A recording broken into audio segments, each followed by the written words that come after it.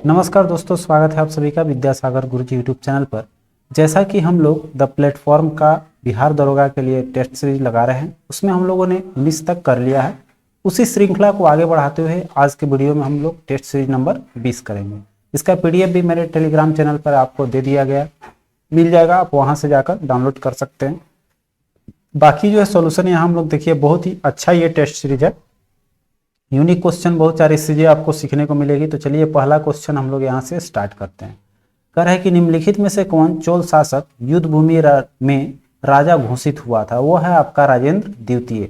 देखिए हुआ क्या था कि राजेंद्र द्वितीय और उसके बड़े भाई जो थे राजाधिराज, वो दोनों युद्ध कर रहे थे। तो राजाधिराज जो है वो आपका कौन सा युद्ध था? ध्यान देंगे, यहाँ युद्ध का नाम नहीं दिया हुआ है तो हम उसको खोलना चाहेंगे।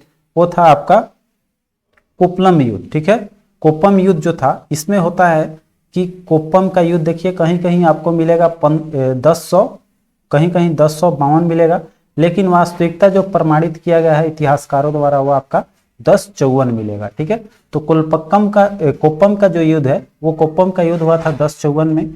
इसी समय आपका राजेंद्र द्वितीय जो है इस युद्ध को जीतता है और यहीं पर युद्ध भूमि में ही अपना राज्याभिषेक कराता है। ठीक है, तो जैसे कि ये घटना आपका अकबर के समय में भी आपका घटा था, तो इस चीज को वहां भी हुआ था। तो इसमें आपका राजेंद्र द्वितीय, हालांकि ध्यान देंगे क्वेश्चन तो यहाँ चोल शासक है, तो चोल शासक आपका इसका बड़ा भाई, और ये राजेंद्र द्वितीय जो है बड़ा भाई आपका राजाधिराज था, और ये राजेंद्र द्वितीय युद्ध कर रहा था जिसमें कि आपका राजाधिराज की मृत्यु हो जाती है और राजेंद्र द्वितीय आपका इस युद्ध को जीतता है और वहीं पर आपका राज्याभिषेक करवाता है। तो ये हो गया आपका क्लियर कॉन्सेप्ट। अगला देखिए है, कह रहा है आपका कि विश्व प्रसिद्ध कैलाश मंदिर का निर्माण किसने करवाया था? ये आपका कैलाश मंदिर कराया था कृष्ण प्रथम ने। कृष्ण प्रथम हो जाएगा। और देखिए ये आपका कहाँ स्थित है कैलाश मंदिर? ये आपका पड़ जाता है महाराष्ट्र में।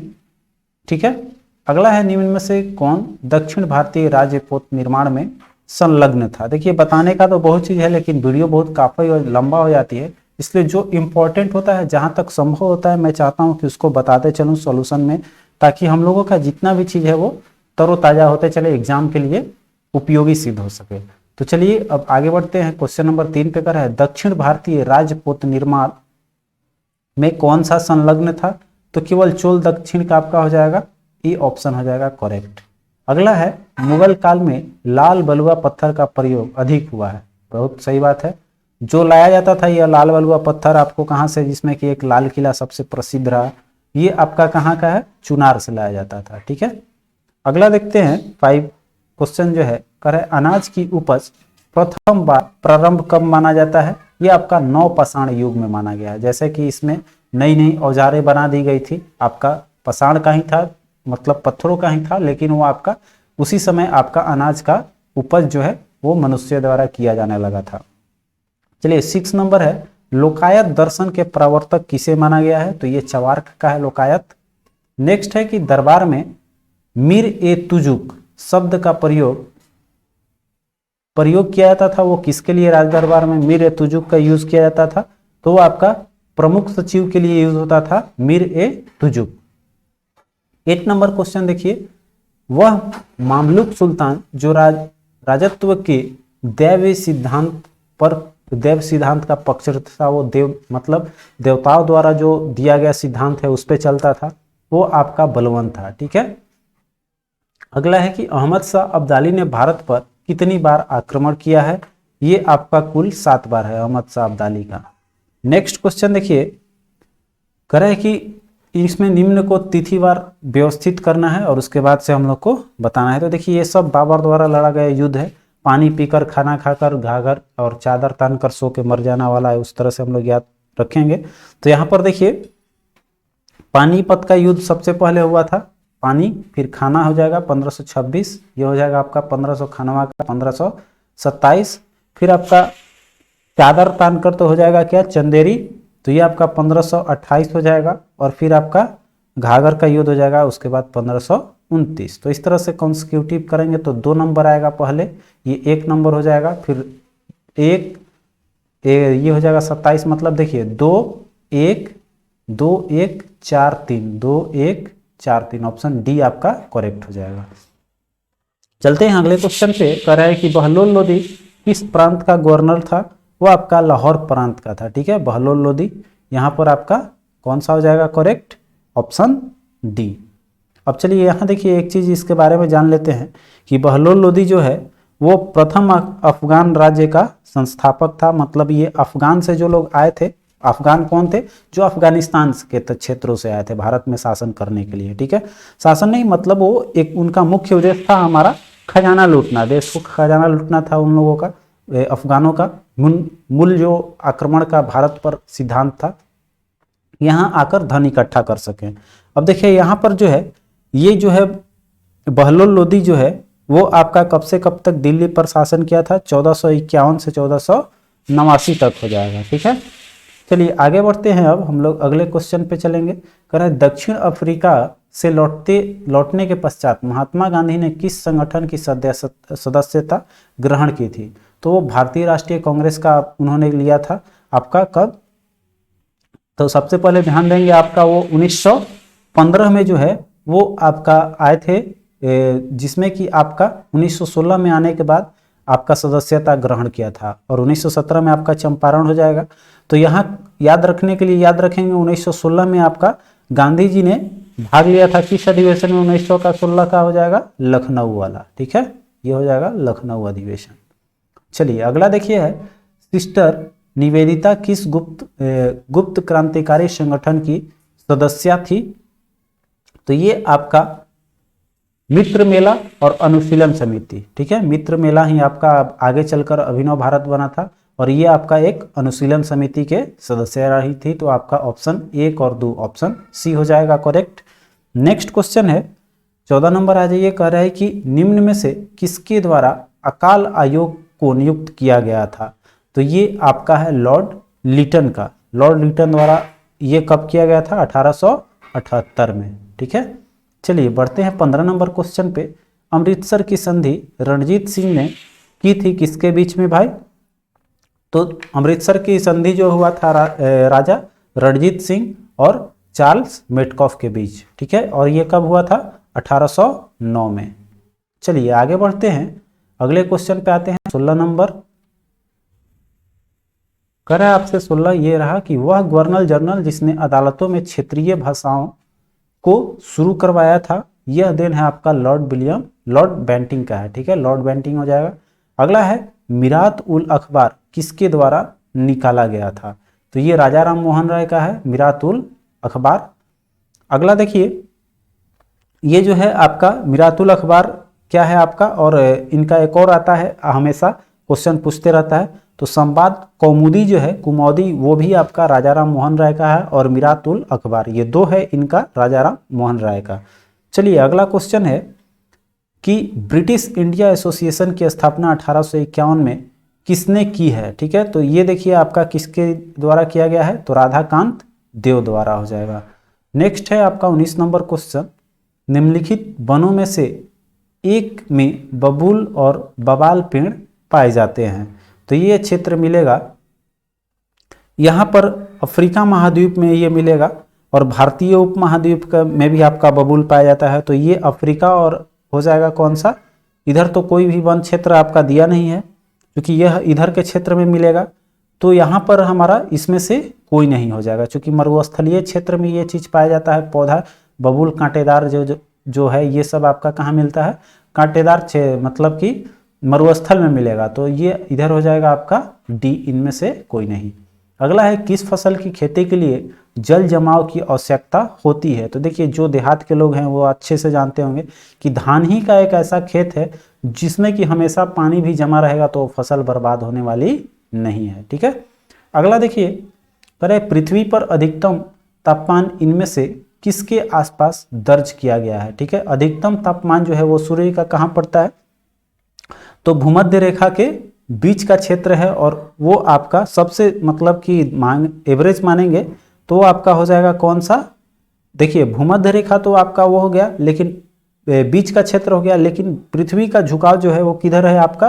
कर्क रेखा पर हो जाएगा। ठीक है, तो ये जो है उच्चतम तापमान जो है उत्तरी अक्षांश में आपका कर्क हो जाएगा। तो हमारा हालांकि ये हो जाएगा कर्क रेखा, ठीक है। अधिकतम तापमान जो है किसके आसपास मिलेगा, हमारा कर्क रेखा पे। और जो भूमध्य रेखा है यहाँ पर एक समान तापमान रहता है, क्योंकि यह बीच में पड़ जाता है क्षेत्र इसका, तो यहाँ पर जो अंतराल होता है वो बहुत कम मिलता है, मतलब तापमान का अंतर सबसे कम कहाँ आता है, भूमध्य रेखा हो जाएगा। चलिए अगला क्वेश्चन है, जेट स्ट्रीम के बारे में निम्नलिखित में से कौन सा कथन सही नहीं है। तो देखिए जेट स्ट्रीम क्या है, एक तरह का आपका ये जलधारा है।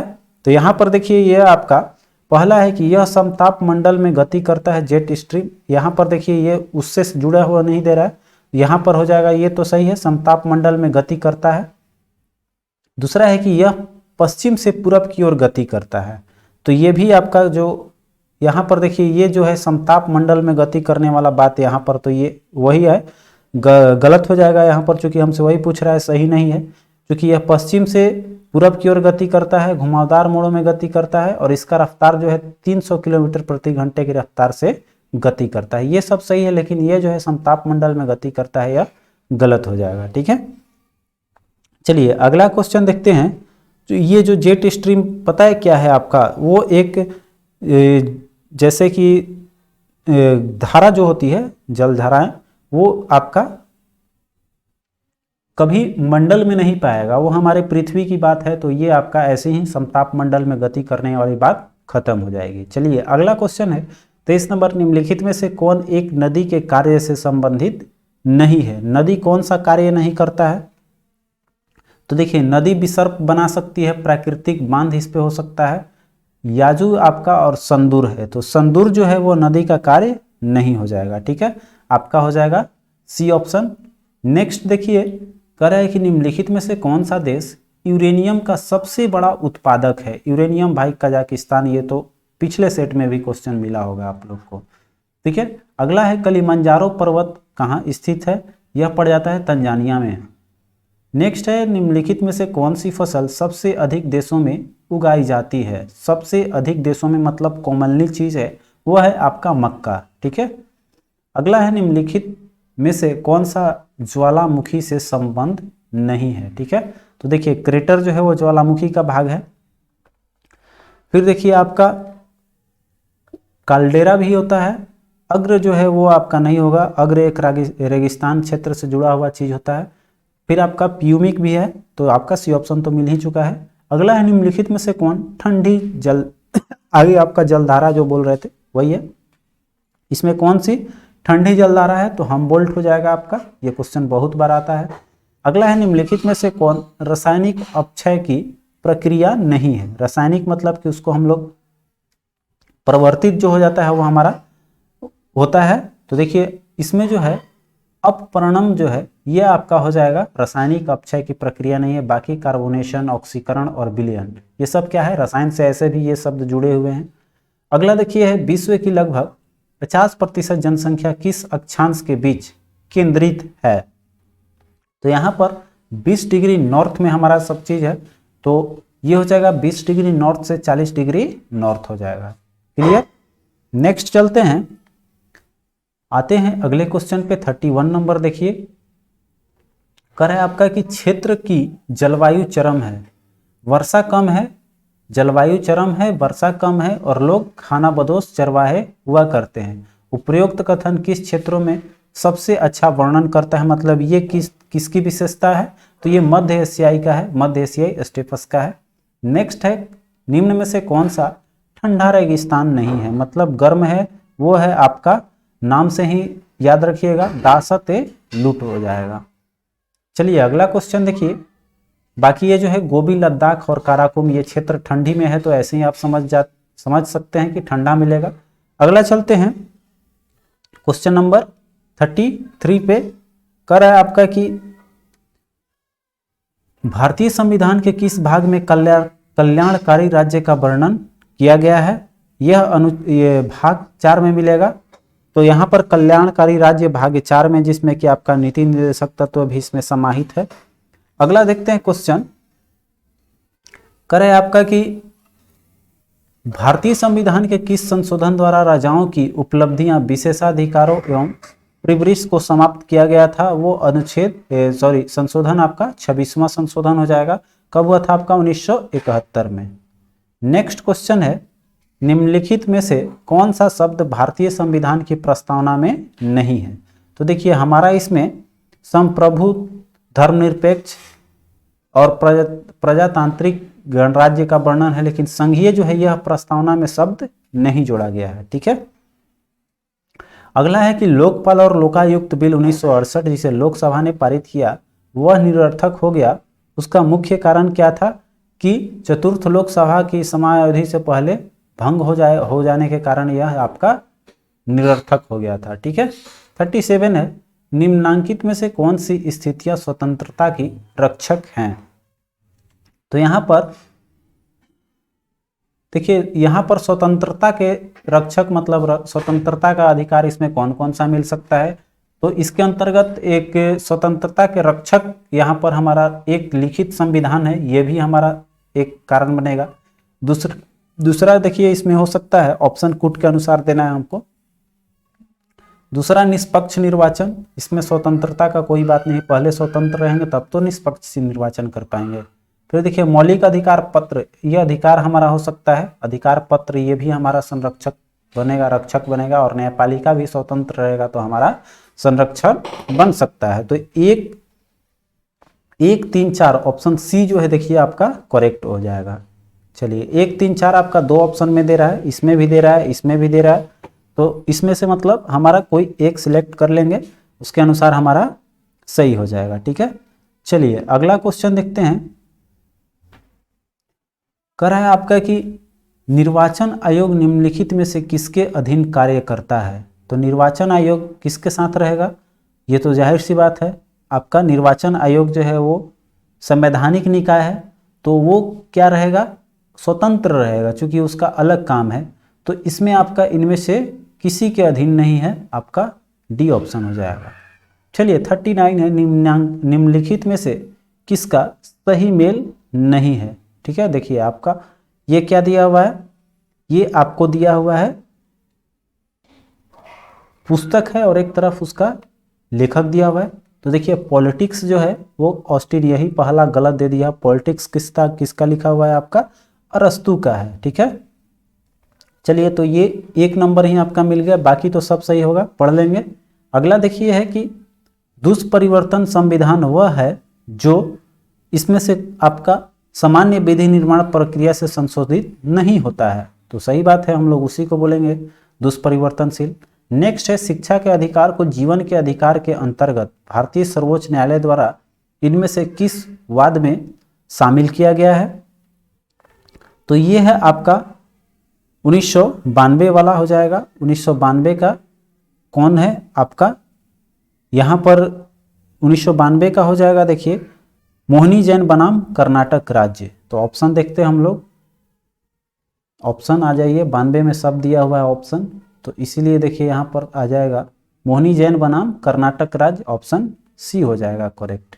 नेक्स्ट है निम्नलिखित में से किस प्रकार की समानता को भारतीय संविधान के निर्माताओं ने अनुच्छेद 17 और 18 के द्वारा प्राप्त करने का प्रयास किया है। ठीक है, तो इसमें आपका ऑप्शन हो जाएगा सामाजिक समानता हो जाएगा, जो कि अनुच्छेद 17 और 18 ले लेंगे, क्योंकि 17 में अस्पृश्यता को समाप्त किया गया है और 18 में आपका उपाधियों का अंत किया गया है। तो ये आपका सामाजिक समानता में आ जाएगी।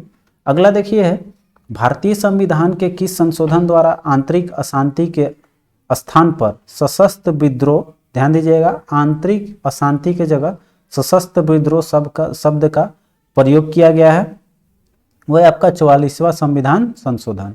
अगला देखते हैं, कह रहा है कि क्या आप सहमत हैं कि संविधान एवं संवैधानिक शासन एक ही है। नहीं, ये नहीं होगा। संवैधानिक सरकार और संवैधानिक सरकार द्वारा संविधान का पालन अनिवार्य नहीं है, बिल्कुल करना चाहिए इसको, ये भी नहीं होगा। फिर देखिए है संविधान का अर्थ ही संवैधानिक है, ये आपका हो सकता है। ठीक है, तो हमारा ये भी अगला ऑप्शन देख लेते हैं क्या कर है। संवैधानिक, संविधान का अर्थ है संवैधानिक, ये देखिए मैच हालांकि है दोनों अनुनाश्रय, लेकिन संवैधानिक आपका कहना वो तात्पर्य नहीं है। तो अगला है संवैधानिक सरकार जो है स्वेच्छाचारी शासन का विलोम होना चाहिए, ये बिल्कुल सही हो जाएगा। हम जो चाहें वो चीज़ ना हो, जो नियम कहता है वो चीज़ हो, स्वेच्छाचारी शासन का विलोम हो। ठीक है, ये हो सकता है आपका। चलिए अगला देखिए, कह रहा है यदि कण बिंदु ए से बी तक ले जाने पर बल द्वारा किया गया कार्य पथ पर निर्भर ना हो तो बल किस प्रकार का होता है। तो देखिए अगर ए से बी जा रहा है और उसमें कोई भी कह रहा है कि बल द्वारा कोई भी कार्य जो है, बल द्वारा किया गया कार्य पथ पर निर्भर नहीं करता, मतलब कि विस्थापन उसमें नहीं हो, तो बल किस प्रकार का होगा, तो वो आपका हो जाएगा संरक्षित, कंजर्व रहेगा। ठीक है, चलिए आपका सी हो जाएगा। इसका एक उदाहरण है स्पष्ट कि जैसे दीवार पर अगर हम धक्का दे रहे हैं तो यहां पर किया गया कार्य जो है बिंदु ए से बी तक जाएगा, लेकिन यहां पर काम नहीं होगा, तो यहां पर हो जाएगा आपका वो जैसे बल लगा रहे हैं लेकिन कोई कार्य परिणाम विस्थापन नहीं हो रहा है, बिंदु ए से बिंदु तक नहीं जा रहा है, तो ये एग्जाम्पल सुटेबल नहीं हुआ। ठीक है, बिंदु ए से बिंदु बी तक ले जाएंगे, वो आपका हो जाएगा एक तरह का बोलेंगे उसको स्थितिज ऊर्जा। जैसे कि कोई वस्तु को एक स्थान है, नीचे टेबल पर है, उसको उठा के थोड़ा और ऊपर रख देंगे तो वो जो है आपका दिशा में कोई परिवर्तन नहीं होगा। ठीक है, मतलब कि वो ऊपर दोनों का डायरेक्शन रहेगा बल का हमेशा, तो दिशा में तो कोई परिवर्तन होगा नहीं और बिंदु में परिवर्तन हो जाएगा, तो वो उस समय भी आपका क्या होता है, संरक्षित रहता है, वो आपका बिल्कुल सी हो जाएगा। अगला देखते हैं, चलती है तेजी से लेकर चलेंगे चूंकि समय ज़्यादा लग जाता है व्याख्या करते करते। तो देखिए कर है यदि एक सरल लोलक मुक्त रूप से गुरुत्वाकर्षण बल के अंतर्गत नीचे गिर रहा है तो उसका आवर्त काल क्या होगा। ये गिर रहा है, लोलक है आपका, सरल लोलक यहाँ हो जाएगा, लोक लिखा हुआ है, सरल लोलक है और ये नीचे गिर गया। ठीक है, और ऐसे घूमते रह रहा है, तो इसके आवर्त गति पर क्या प्रभाव पड़ेगा। ठीक है, तो ध्यान देंगे इसका फॉर्मूला जो है वो क्या हो जाएगा, ये गिरेगा तो इसका बल का संतुलन जो है खराब हो जाएगा, ये अचानक से इधर उधर करने लगेगा, इसका कोई लिमिटेशन नहीं, इसका मतलब अनंत हो सकता है। ठीक है, 47 देखिए, कह रहे भौतिक राशियां जिनके मात्रक समान हैं वो कौन सा है। इस ऑप्शन में देखिए आपका दाब और प्रतिबल दोनों आपका एक ही चीज कहलाता है। ठीक है, मतलब ऐसा यूनिट सेम होता है। अगला है कि किसी प्रति चुंबकीय पदार्थ का चुंबकीय प्रकृति का मान क्या होता है। तो चुंबकीय पदार्थ में देखिए ताप पर निर्भर नहीं करता है, ताप बदलने पर नहीं बदलेगा, आपका ऑप्शन सी हो जाएगा। चलिए अगला क्वेश्चन देखते हैं,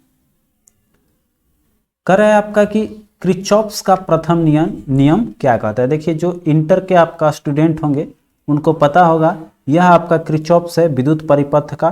तो यहाँ पर क्या होता है, वो इसमें आवेश जो है संरक्षित रहता है, यही है आपका आवेश किससे जुड़ा हुआ है, इलेक्ट्रिसिटी, वही चीज हो गया आपका।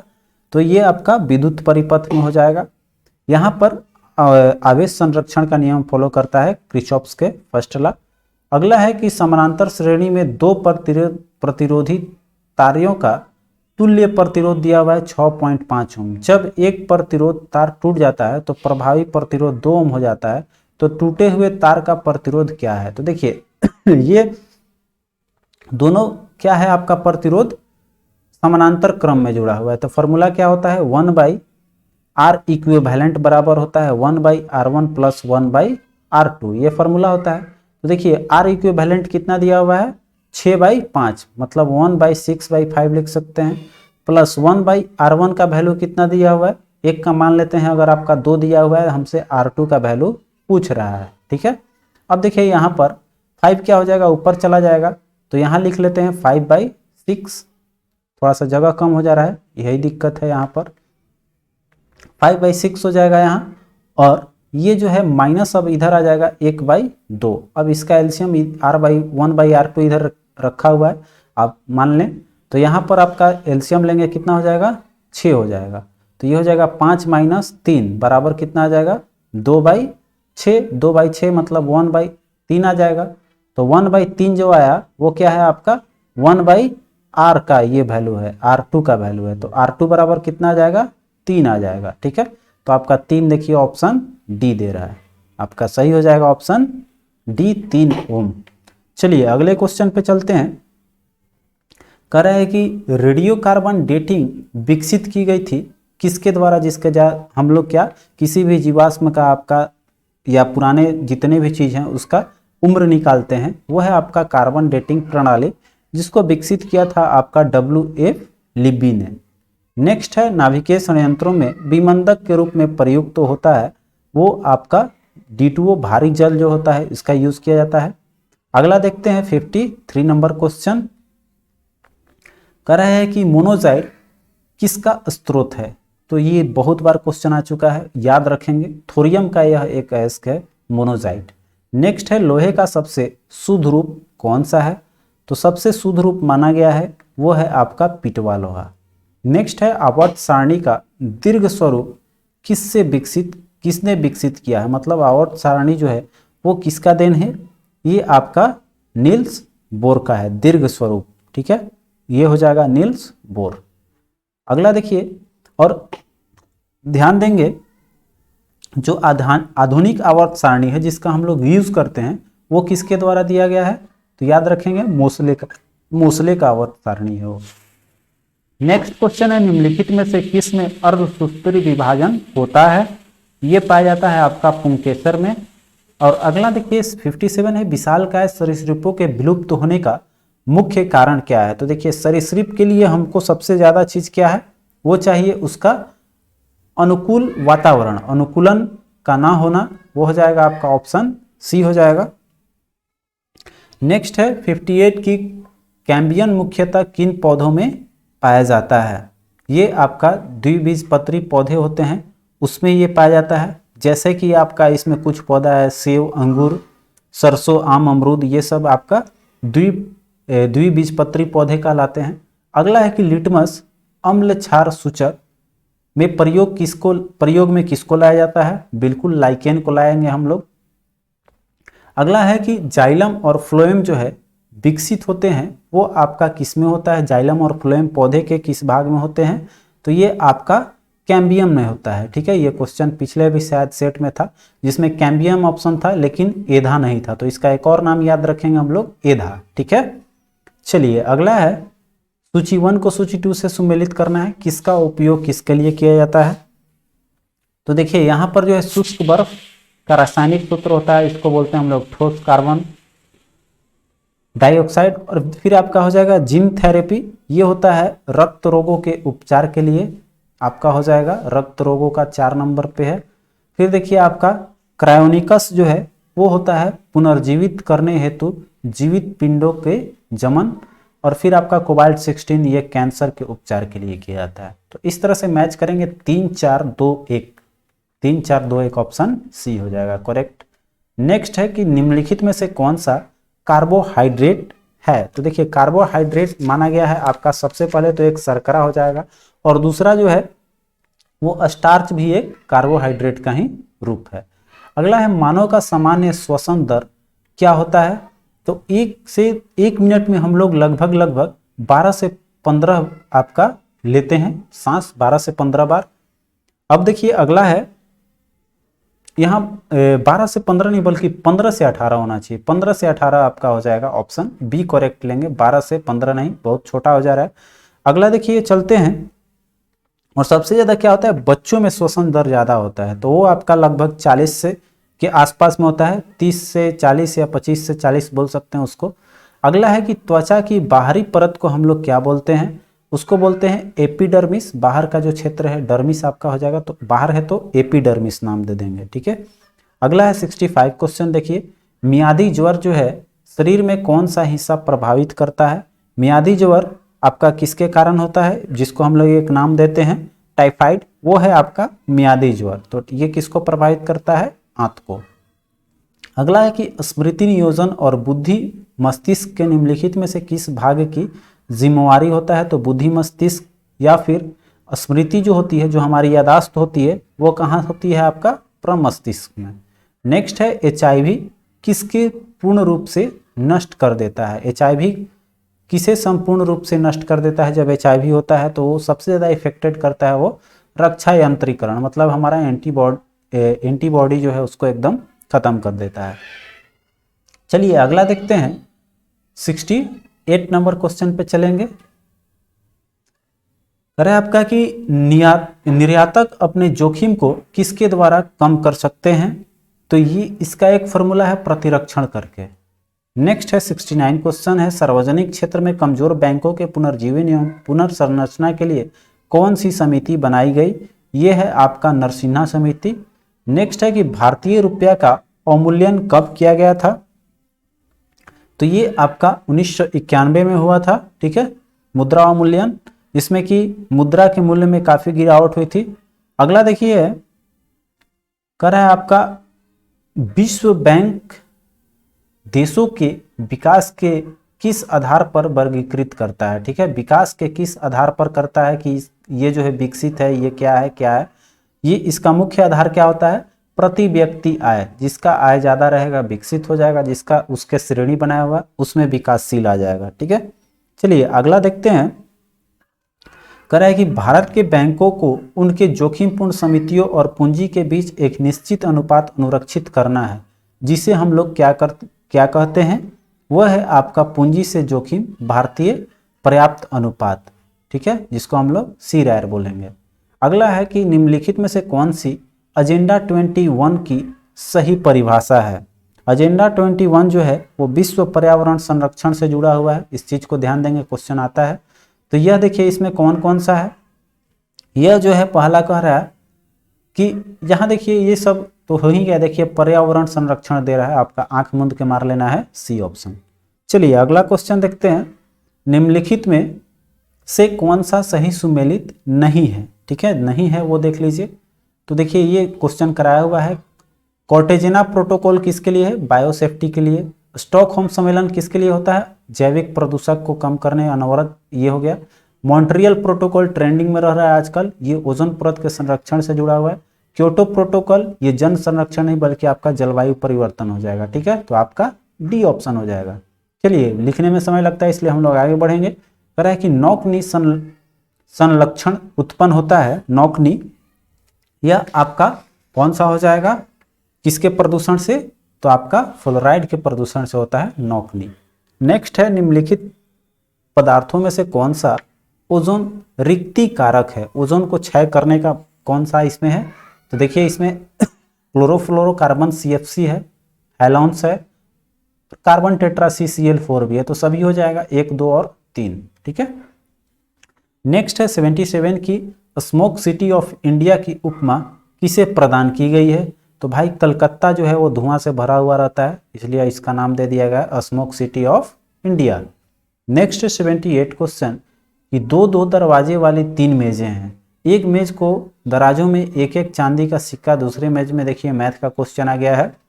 तो देखिए 2 दराज वाली 3 मेज है, ठीक है, ध्यान देंगे 3 मेज है और एक में कितना है आपका 2 दराज दिया गया है, ठीक है, एक मेज में 2 दराज है।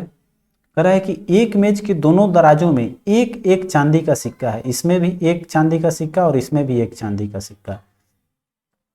फिर कह रहा है कि दूसरी मेज में दोनों दराजों में एक एक सोने का सिक्का, अब दूसरा जो मेज है उसमें क्या है, एक एक सोना है, ठीक है, उसमें एक एक गोल्ड दिया हुआ है दूसरे मेज में, ये एक एक क्या है इसमें चांदी है, सिल्वर लिख देते हैं। फिर कह रहा है आपका तीसरे मेज में के एक दराज में सोने और दूसरे दराज में चांदी का सिक्का दिया हुआ है। अब देखिए इसमें पूछ रहा है एक में क्या दिया हुआ है, सोना है और एक में है आपका चांदी, गोल्ड, और एक में सिल्वर है, दोनों बॉक्स में अलग अलग चीज है। कह रहा है अगर उसमें चांदी के 3 सिक्के निकाल दिए जाएं, कह रहा है अगर उसमें से तीसरे मेज में एक दराज में सोने और दूसरे दराज में चांदी का सिक्का दिया हुआ है, तो देखिए यहाँ क्लियर नहीं कर रहा है, तीसरे मेज में एक दराज में सोने और दूसरे दराज से चांदी का सिक्का है, तो फिर कह रहा है अगर इसमें से चांदी के 3 सिक्के निकाल दिए जाए तो दराज में से एक सोने के सिक्के होने की प्रोबेबिलिटी या संभाव्यता कितनी होगी। तो ध्यान देंगे यहाँ हम लोग, तो यहाँ पर कुल कितने सिक्के हो गए, 2, 2, 4 और 2, 6, तो सिक्का हो गया आपका, 6 सिक्का हो गया। अब देखिए यहाँ पर कह रहा है कि एक सोना के सिक्का होने का प्रोबेबिलिटी क्या है, 6 सिक्के हैं और 6 सिक्के में अगर हम लोग निकाल रहे हैं एक सोना का सिक्का, तो सोना कितना है, सोना आपका है 2 और 1, 3 सोना का सिक्का है तो 3/6 हो जाएगा प्रोबेबिलिटी, सिंपल सी। तो 3/6 मतलब 1/2, 3 दूनी का 6 कट जाएगा, 1/2 मतलब 0.5 हो जाएगा। क्लियर है, प्रोबेबिलिटी का क्वेश्चन था। नेक्स्ट है 79, करें किसी घन के पृष्ठ का क्षेत्रफल दिया हुआ है 216, तो उसका आयतन क्या होगा। तो देखिए भाई ये आप बना लीजिएगा, क्षेत्रफल बराबर क्या होता है, घन के पृष्ठ का क्षेत्रफल 6 गुने भुजा स्क्वायर, 6 गुने 6a स्क्वायर बराबर है 216।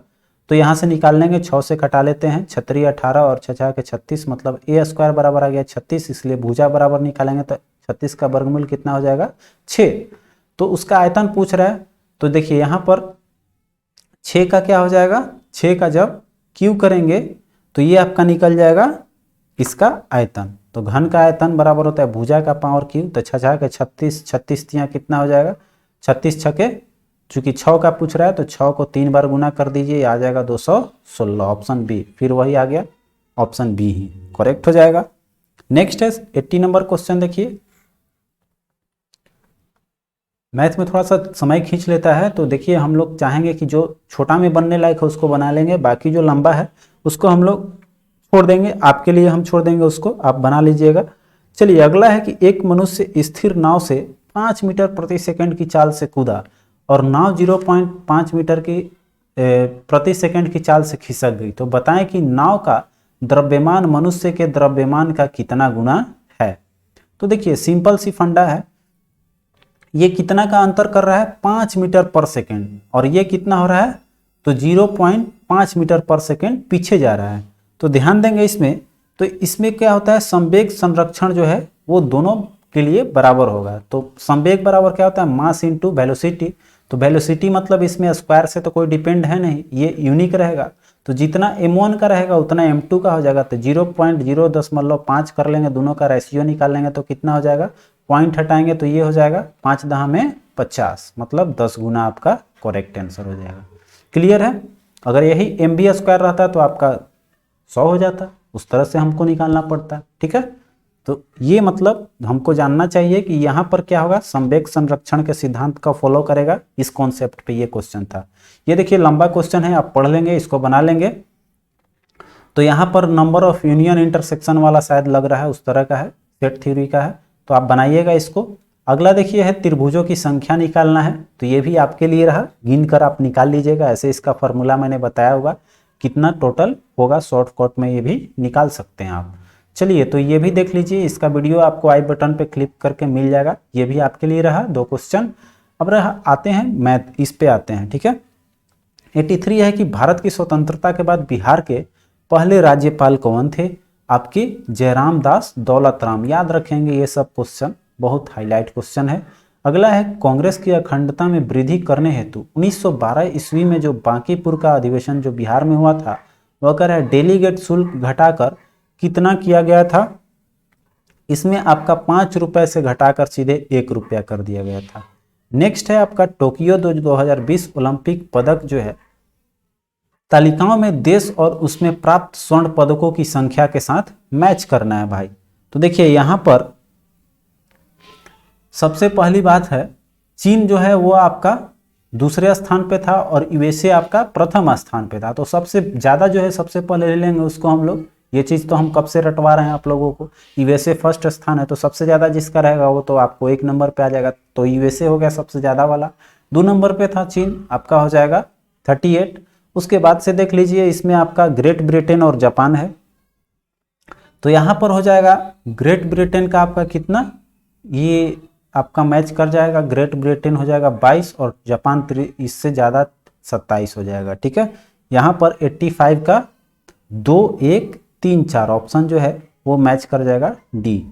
नेक्स्ट है 86 क्वेश्चन, देखिए जुलाई 2021 में यूनेस्को की विश्व धरोहर समिति द्वारा अपने 44वें सत्र के दौरान हड़प्पा सभ्यता से जुड़े किस भारतीय स्थल को विश्व धरोहर सूची में शामिल किया गया है। 44वां सत्र के दौरान 2021 जो कि है जुलाई में, इसमें आपका आया है धौलावीरा का जो ये है आपका प्रसिद्ध है।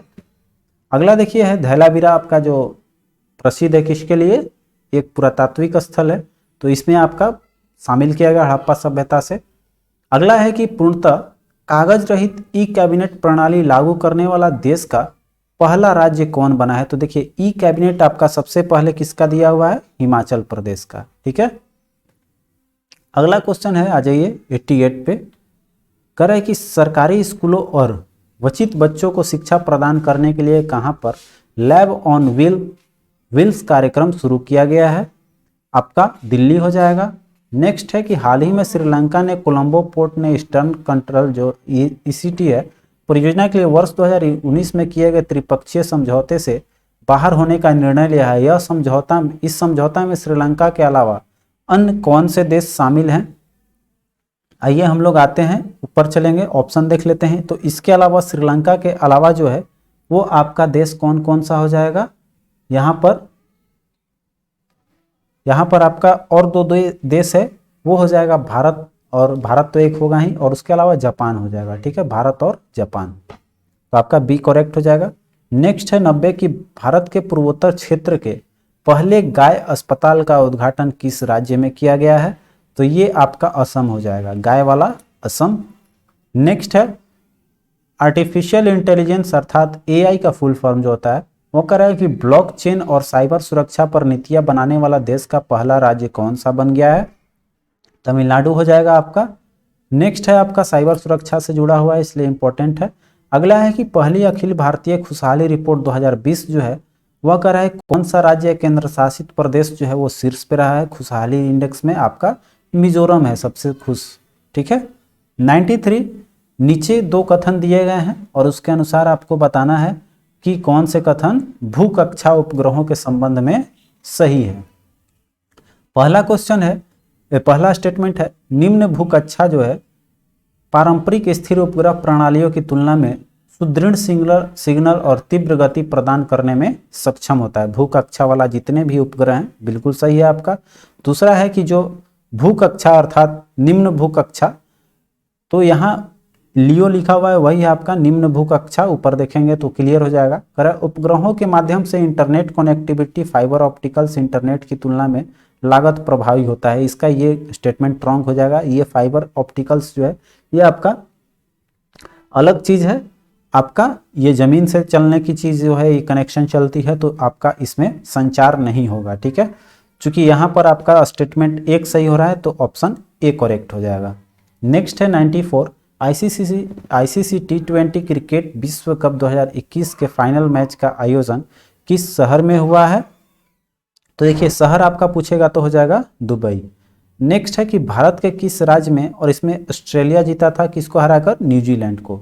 अगला है कि भारत के किस राज्य में हेलिना और ध्रुवास्त्र का सफल परीक्षण किया गया? ये हो जाएगा आपका राजस्थान। ध्रुवास्त्र कहाँ हुआ? आपका राजस्थान हो जाएगा। ऐसे भी लगभग आप मार सकते हैं राजस्थान। नेक्स्ट है कि वज्र प्रहार सैन्य अभ्यास किन दो देशों के मध्य आयोजित होता है? तो वज्र प्रहार आपका भारत और अमेरिका का संयुक्त अभ्यास है। इसका भी वीडियो मैंने बताया हुआ है सैन्य अभ्यास का।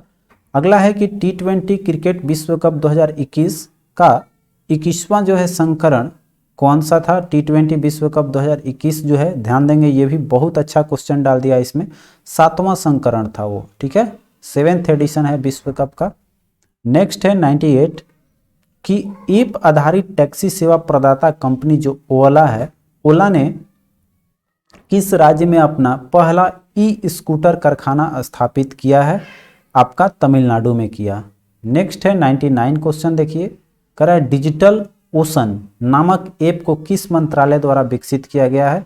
डिजिटल ओशन देन है आपका पृथ्वी और विज्ञान मंत्रालय का। नेक्स्ट और अंतिम क्वेश्चन है कि international business book of the year award 2021 के विजेता कौन है? ये मिला है आपको नितिन राकेश और जेरी विंड को। ए और बी दोनों हो जाएंगे, तो ऑप्शन सी करेक्ट हो जाएगा। तो इसी के साथ ये टेस्ट सीरीज खत्म होता है। कमेंट करके बताइएगा आज का ये वीडियो कैसा लगा आप सभी को। मिलते हैं फिर अगले वीडियो में, तब तक पढ़ाई बिल्कुल जारी रखेंगे। जय हिंद,